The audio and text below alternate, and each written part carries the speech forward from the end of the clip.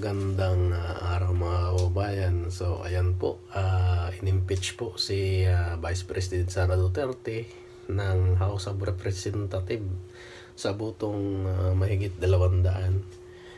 So ang 32 million mahigit na bumoto kay Sara Duterte, papayag ba sila na ganyan ang ginawa ng House of Representatives sa ating pangalawang Pangulo? Or sadyang makikinig na lang sa alingas-ngas na kung ano man yung ibig gustuhin ng House of Representatives na patalsikin ang pangalawang Pangulo ng Republika ng Pilipinas? So, tingnan po natin yung mga susunod na hakbang or hakbangin kung siya ba ay matutuluyan na matanggal or siya ba ay ipagtatanggol ng kanyang mga sumuporta noong nakaraang halalan. So dito po natin malalaman kung siya nga ba ay mahal na mahal ng mamamayang Pilipino. Pag lumabas itong 32 million sa kanilang mga tahanan na bumoto kay Sara Duterte, so hindi ko alam kung ano yung mangyayari sa bansa natin, diba? So ayan, ang dami-daming mga problema sa ating bansa, at din ito pa talaga yung isinulong ng ating mga kagalang-galang na mga kongresista na ibinuto lamang ng ilang libo sa kanilang mga distrito laban sa isang pangalawang Pangulo na ibinuto ng sambayan ng Pilipino,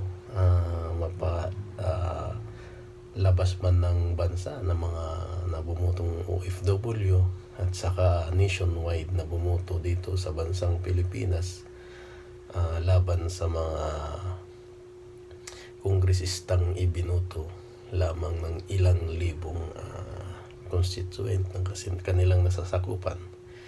So ayan po, ganyan po ang sistema pang politika dito sa bansang Pilipinas, na imbis na merong mga problemang dapat atupagin ay sadyang gusto nila ang ganito na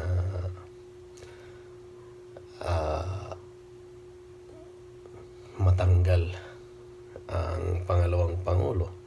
Dahil nga po ay hindi ko alam kung sila po ba ay merong inggit na nararamdaman sa ating pangalawang Pangulo. So hindi natin alam kung ano yung mangyayari sa mga susunod na kabanata. So ayan po, ito po ay aking obserbasyon lamang sa mga nangyayari ngayon sa ating bansa, na sobrang naghihirap ang buhay, pamahal ang mga bilihin,